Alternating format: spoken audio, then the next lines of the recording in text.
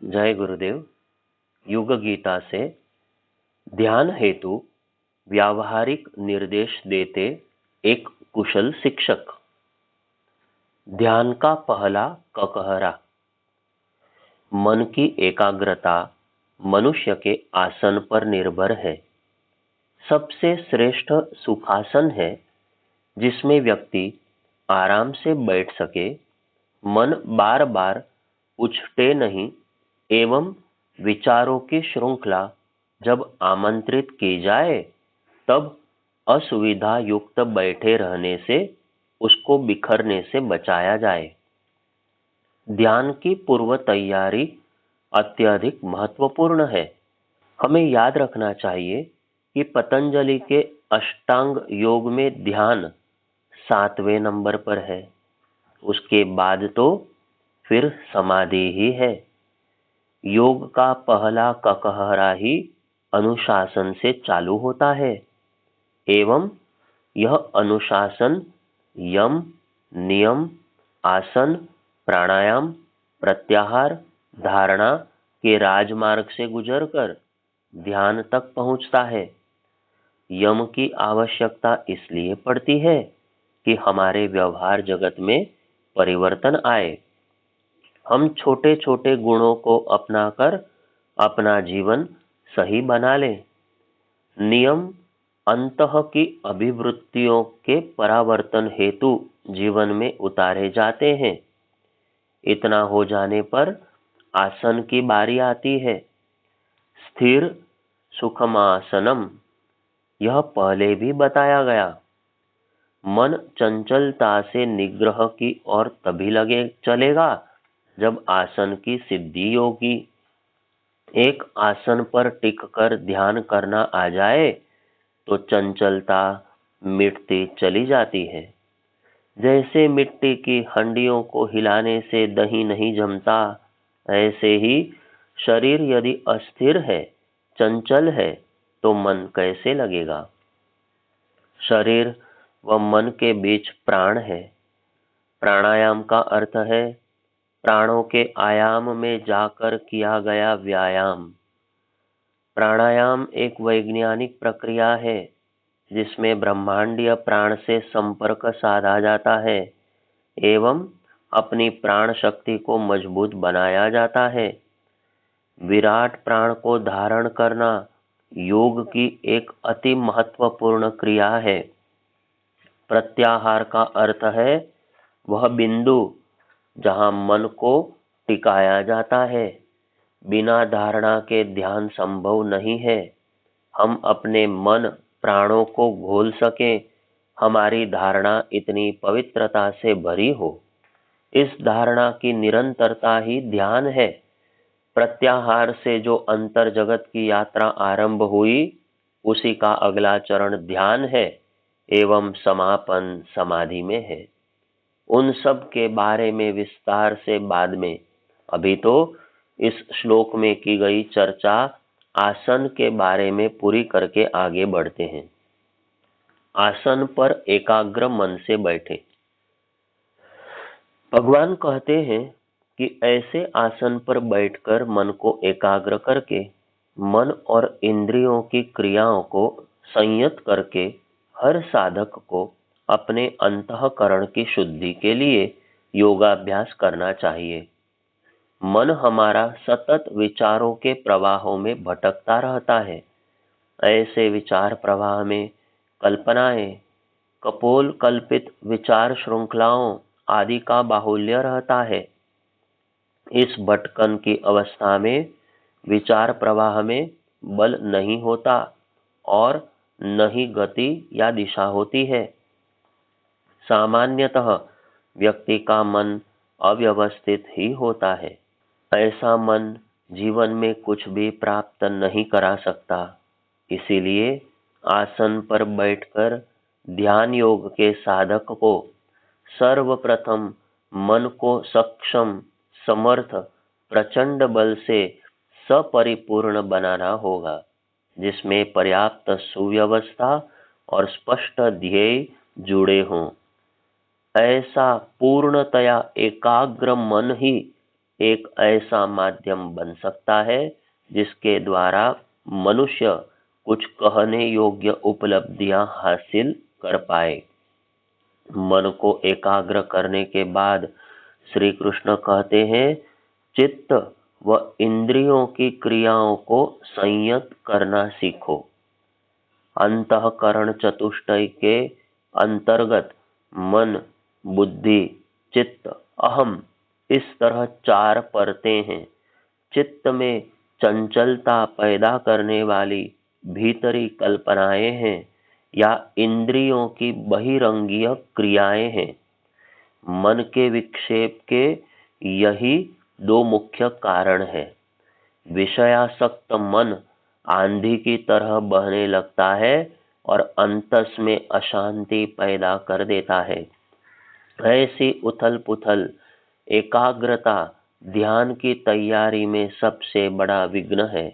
इसलिए मन और इंद्रियों दोनों की बाह्य प्रवृत्तियों को संयत कर और मन में एक ऐसी विचारधारा का प्रवाह हमें उत्पन्न करना चाहिए कि निरंतर एक ही श्रेष्ठ विचार प्रवाह पर हम अपना ध्यान केंद्रित कर सकें। इतना सद जाए तो हम आसन पर बैठकर प्रभु का अपने अंतःकरण में ध्यान कर सकते हैं। युंजात योगम।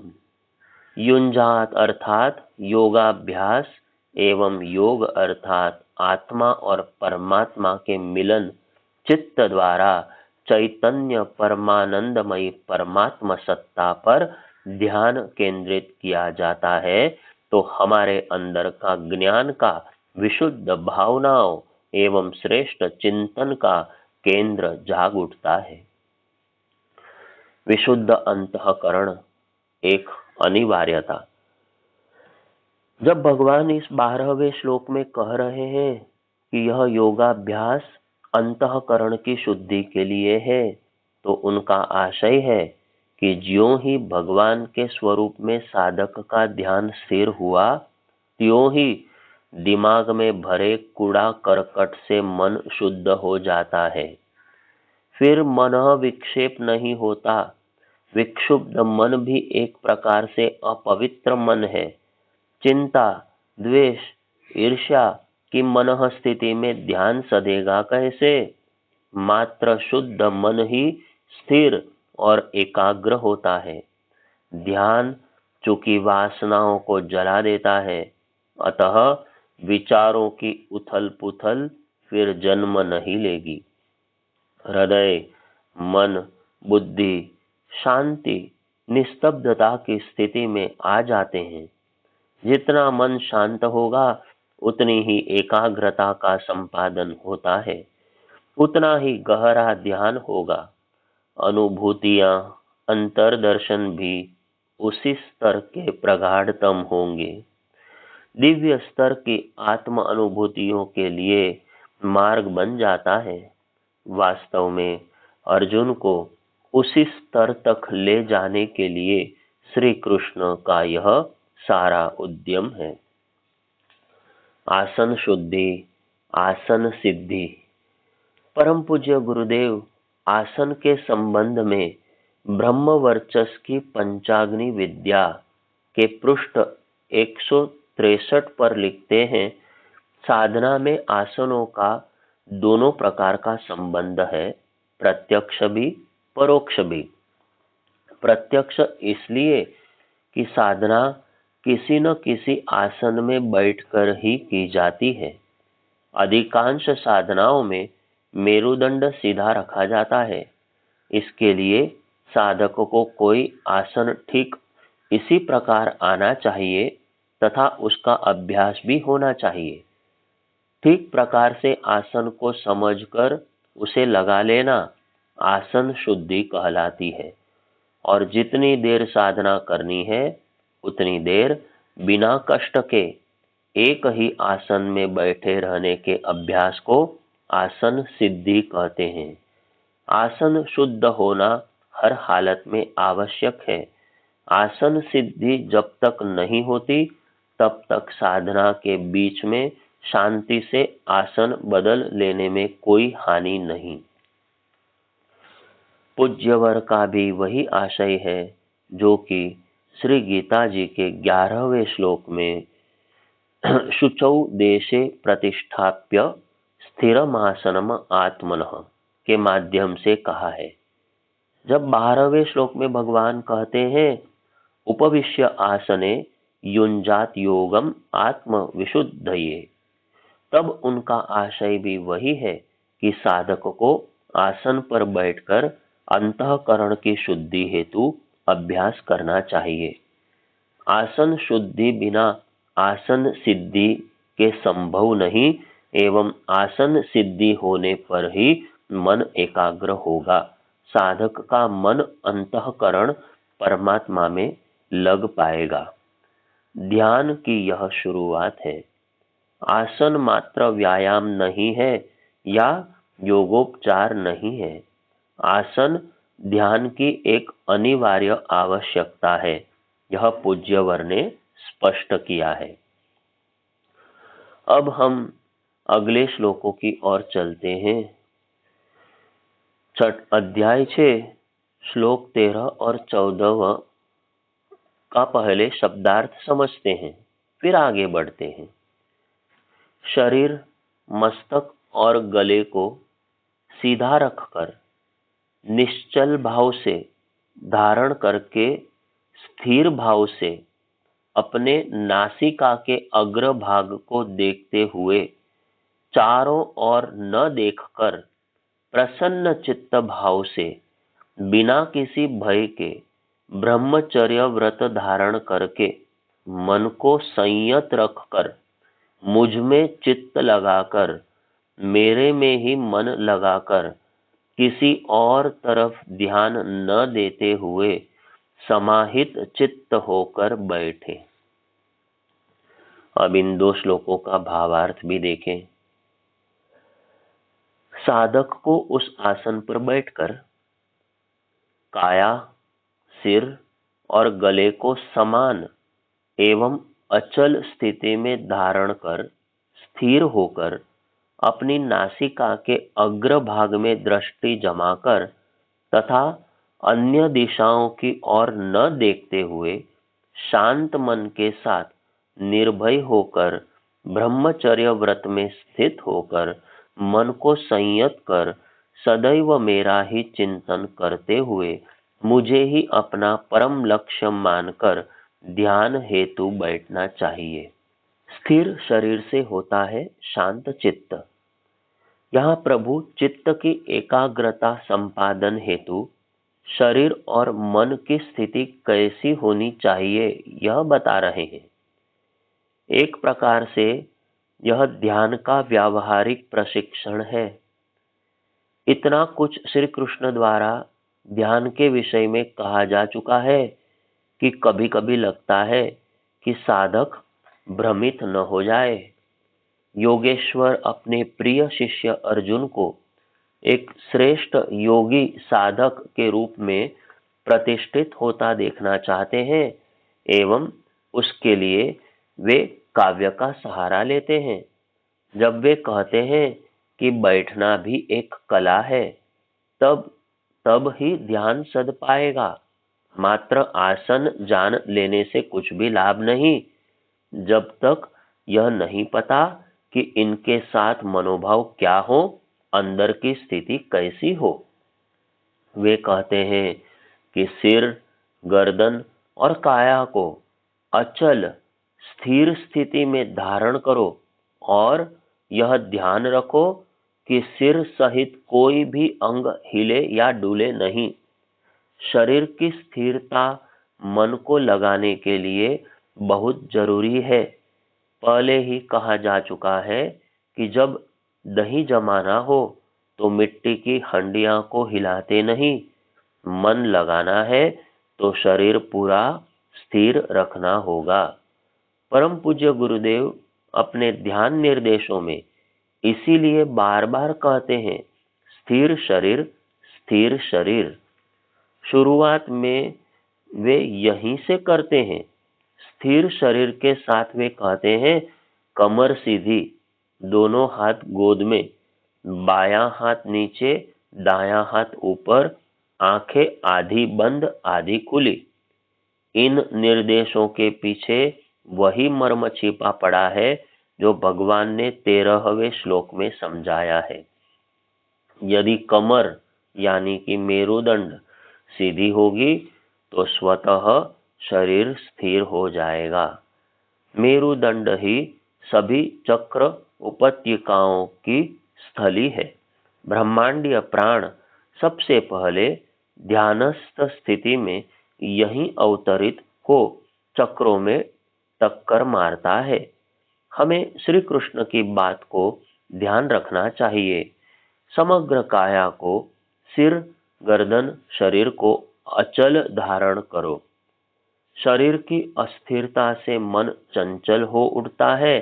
यदि यह सही है तो यह भी सही है कि मन की उथल पुथल से भी प्रायः शरीर में हलचल उत्पन्न हो जाती है। स्पंदन की स्थिति में शरीर बेचैन हो जाता है और फिर हिलने डुलने लगता है। जब जबरदस्ती अपने आप पर नियंत्रण कर अपनी काया को अचल कर लिया जाता है तो स्पंदित हुआ मन भी धीरे धीरे शांत व स्थिर स्थिति में आ जाता है। सही ध्यान मुद्रा।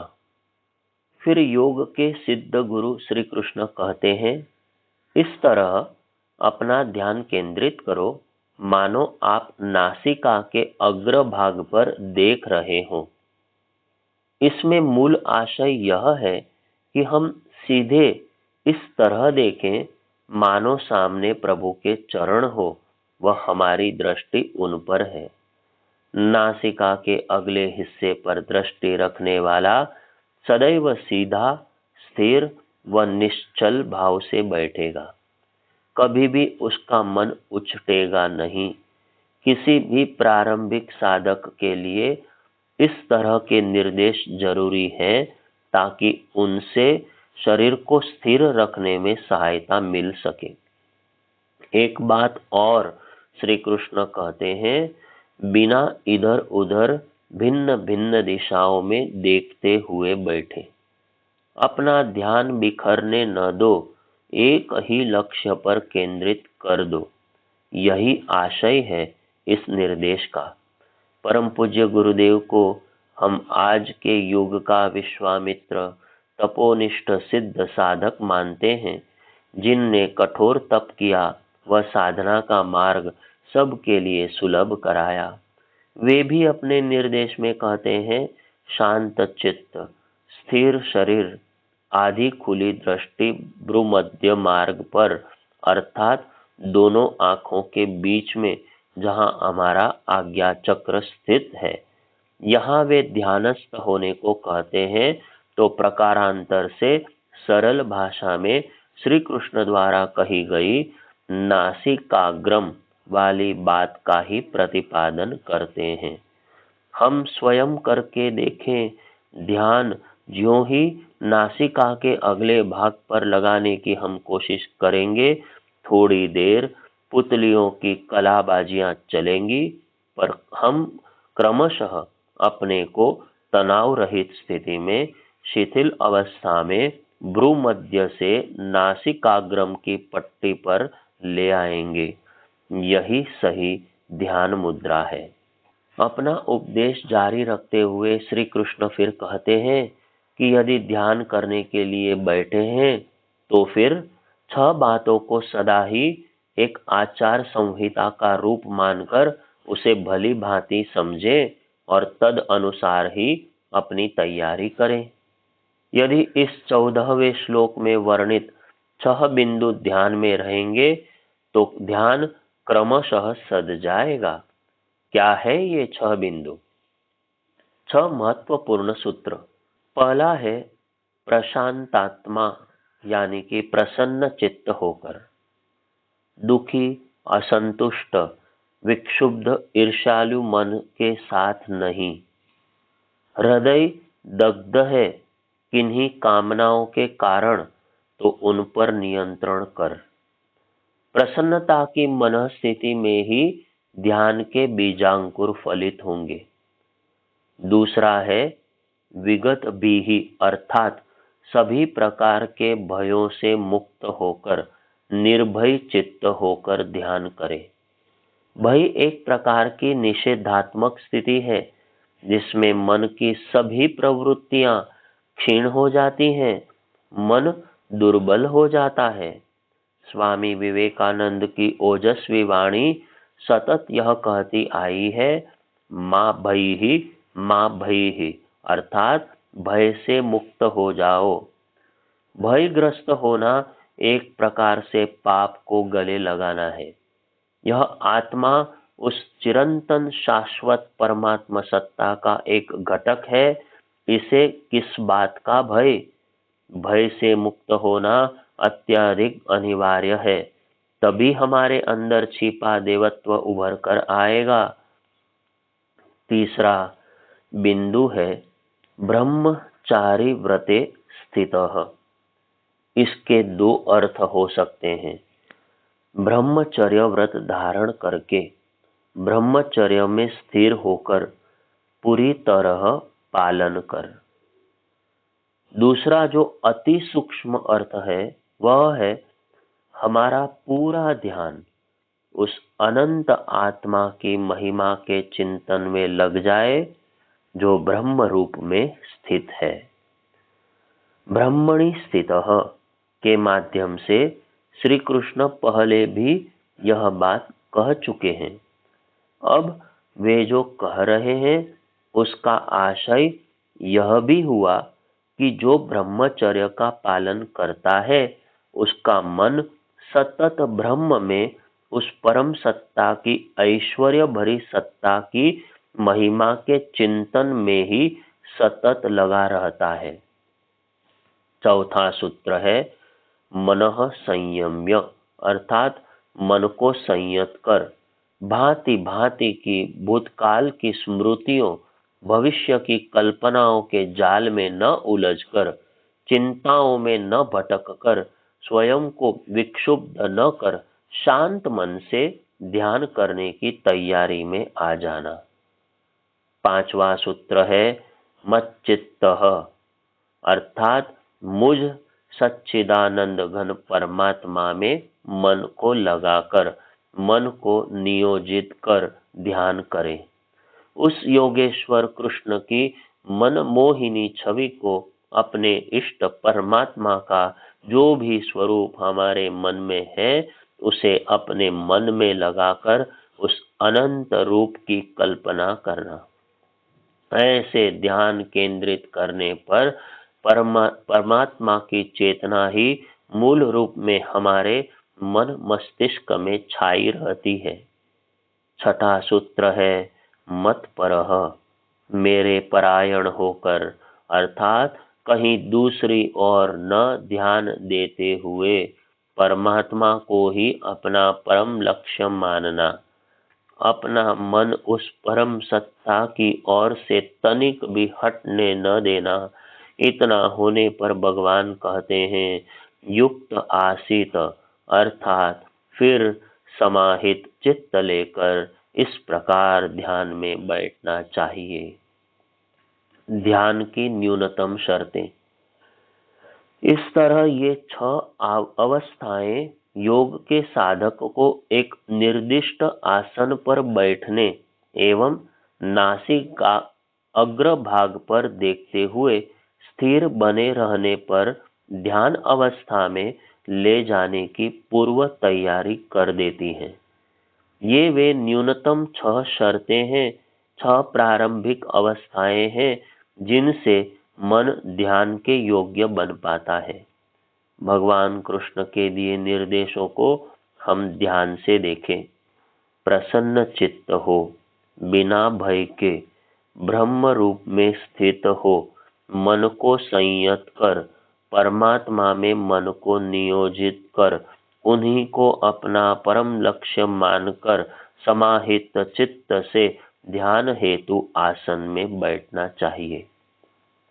एक तरह से ये बातें भी पूर्व में अलग अलग स्थानों पर वे द्वितीय से 6ठ अध्याय तक बार बार कह चुके हैं, पर यहाँ एक क्रम से 6 बिंदु अपने शिष्य के समक्ष रख देते हैं कि न्यूनतम इतना तो करना ही होगा, तभी ध्यान योग की पहली कक्षा में प्रवेश कर सकोगे।